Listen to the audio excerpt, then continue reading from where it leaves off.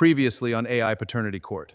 Serena and Michael have been married for 15 years. 3 months ago, Serena was helping her 12-year-old son James with a biology homework assignment and noticed that the blood types did not add up. She conducted a home DNA test. The test confirmed that Michael is not James's biological father. She came to this courtroom today to say that out loud in a room where Michael could not avoid it. And then Michael told her something she did not expect. He already knew. He had suspected it for 12 years. And then Serena told him something she had not planned to say. She also suspected. She also chose silence. 2 people, the same secret, 12 years of carrying it separately. Judge Harris is now holding the official court-ordered DNA results. And there is something inside that envelope that nobody in this courtroom asked for. This is part 2, the one that changes everything. Let us begin.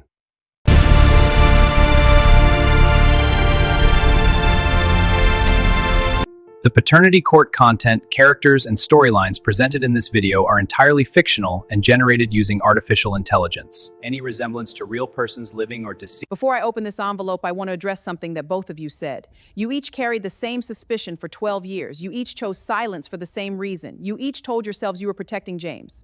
And in the deepest sense, you were both telling the truth about that. Love does not always look like honesty. Sometimes, in its most frightened form, love looks like silence. That does not make the silence right. But it does make it understandable. And this court always has time for what is understandable.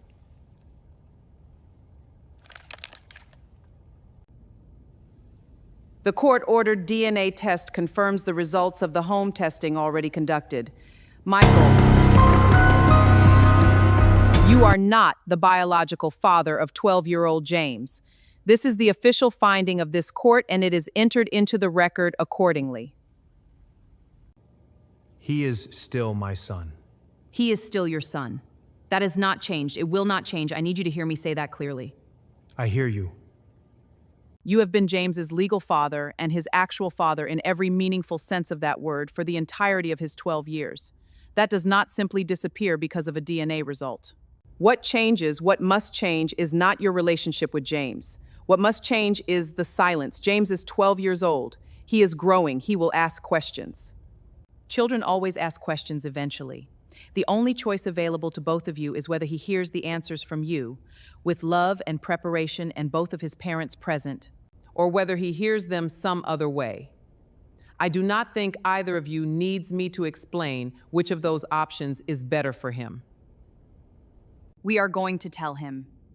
We will discuss how. We are going to do it together the right way. When the time is right. That is exactly what I needed to hear. Now, there is one more matter in this envelope that I need to address. One more matter? Yes, a very serious one.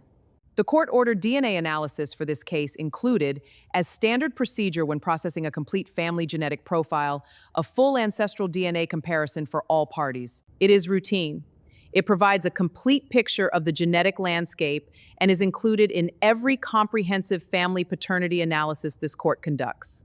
Serena, the ancestral profile comparison has returned a result that this court is required legally and ethically to bring to your attention. What result? The genetic markers present in your own DNA profile are significantly inconsistent with the ancestral heritage you would have inherited from your father's side of the family. The science is clear and unambiguous on this point. The man who raised you, your father as you have always known him, is not your biological father. Oh! I beg your pardon?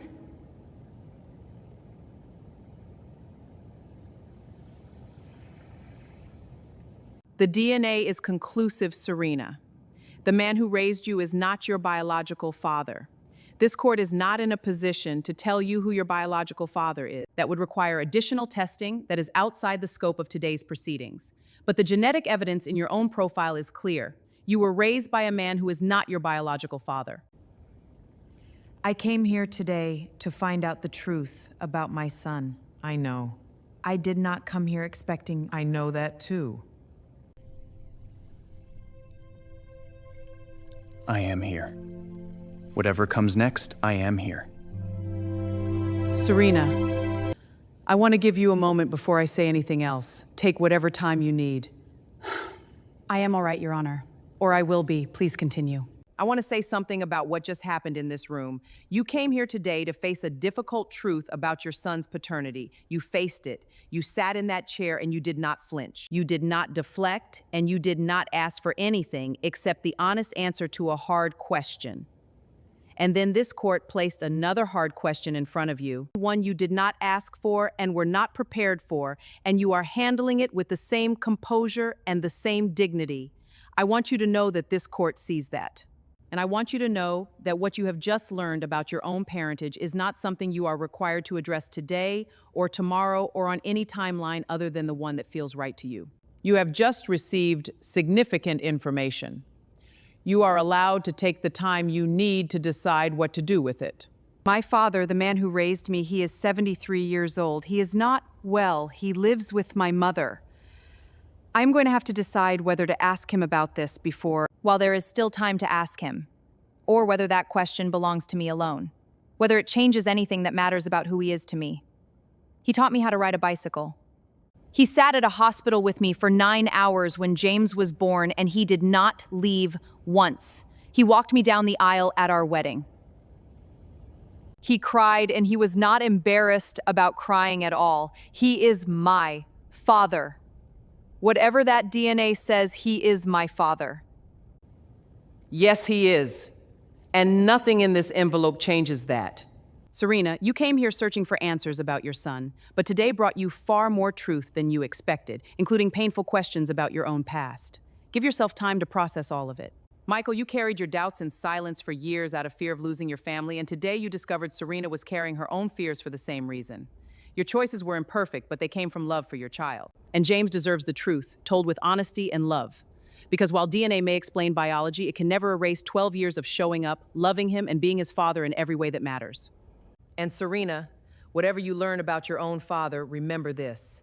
The man who raised you and loved you will always be your father. Court is adjourned. After the court case, Serena and Michael finally talked honestly about the secrets they'd carried for 12 years and made a plan to tell James the truth. Serena also began facing questions about her Hopi family history. Thomas agreed to wait patiently until James was ready. And as James excitedly talked about Jupiter that week, Michael listened as he always had, proving that while DNA can reveal biology, it can never replace years of love, presence, and fatherhood. This has been AI Paternity Court. Next week, we are returning to something lighter. We will see you in court. Hit that subscribe button and come back next week for another explosive case.